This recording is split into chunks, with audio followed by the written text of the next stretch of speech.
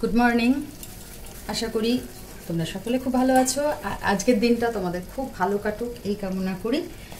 আর আজকে সকাল থেকে না বেশ মেঘ মেঘ করেছে, সকালে একটু বৃষ্টিও হচ্ছিল, ওই জন্য আজকে সকালে আর ছাদে যেতে পারিনি। তাই ভাবলাম যে ছাদে যখন যেতে পারিনি তখন এখানে ব্রেকফাস্টটা আগে রেডি করে নিই, তাহলে সময়টা দেরি হবে না আর কি। ওই জন্য সকালবেলা আগে ব্রেকফাস্টটা করে নিয়ে তারপরে আমি ছাদে যাব। যা গরম না, এত বৃষ্টি হচ্ছে, এত মেঘলা ওয়েদার, কিন্তু গরমের কিছু কম নেই। নাজেহাল হয়ে যাচ্ছে প্রত্যেকটা মানুষ। আর আমাদের মতো মানুষের যারা এই আগুনের তাতে রয়েছি তাদের তো আরোই কষ্ট। আর সকালে শুধু আগুনের তাতে না, নানান কাজকর্ম থাকে। তো পেয়েছ ওটা রাখো।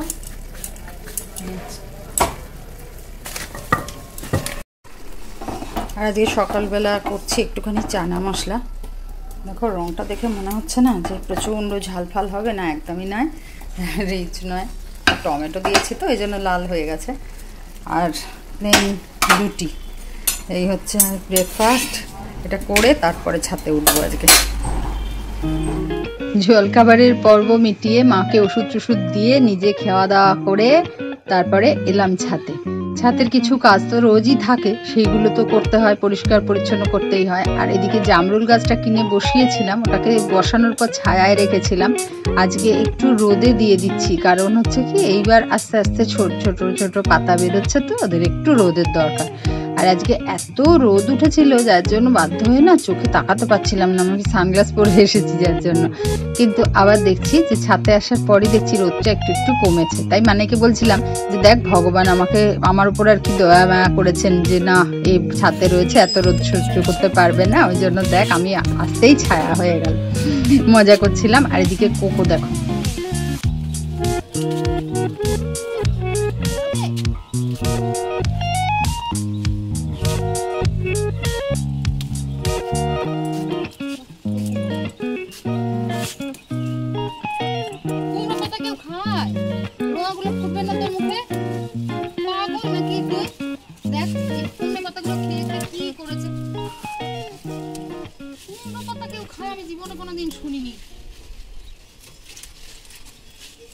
একটা কচিয়ে দিলাম যে নে চ নিয়ে চ।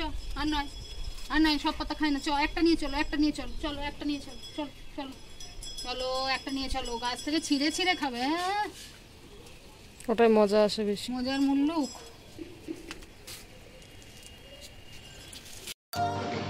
ছাদ থেকে নেমে এসে রান্না করছিলাম। রান্না করতে করতেই ভাবলাম যে একটু কামরাঙা মাখা করি। আর দুপুরে খাবার পর খেলে অম্বল ফম্বল হবে বা কিছু হবে, তাই ভাবলাম এখন তো অনেকটা টাইম আছে, তো এখন কামরাঙা মাখা করি। আর মাও রান্নাঘরে এসে বসে আমাদের সঙ্গে একসঙ্গে গল্প করছিলাম। তো করতে করতে আর মা নাই ছাঁচি কুমড়োটাকে কেটে দিচ্ছিল রান্না করব বলে, তো কামরাঙা মাখা করেছি, তো মাকেও দিলাম। মায়েরও খুব ভালো লাগছে, বেশ একটা টক মিষ্টি ভাবটা, হালকা টক আর মিষ্টি ভাবটা রয়েছে। আর মা টক খেতে খুব ভালোবাসে, তো বেশ ভালোই লাগছিল। তো মানে একটু টক ভাব লাগছিল, আসলে টকটা খায় না তো। তবে একটা কি জানো তো, গাছের জিনিস তো যাই হয় সেটাই একটা অন্যরকম স্বাদ। তার তোমাদের দাদার জন্য খানিকটা রেখে দিলাম, তো ও এসে খেয়ে খুব ভালো বলেছিল আর কি। তো যাই হোক, এইটার পরে আমি রান্না করতে করতেই গল্প করছি আর এই নিয়ে কথা হচ্ছে। আর কয়েকটা রেখে দিয়েছি, তো একটা করে গাছের জিনিস সবাইকে দেব।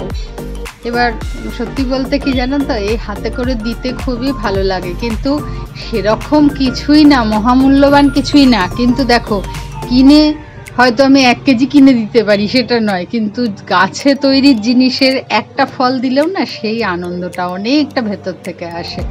এটা আমি মানে খুবই এটা অনুভব করি।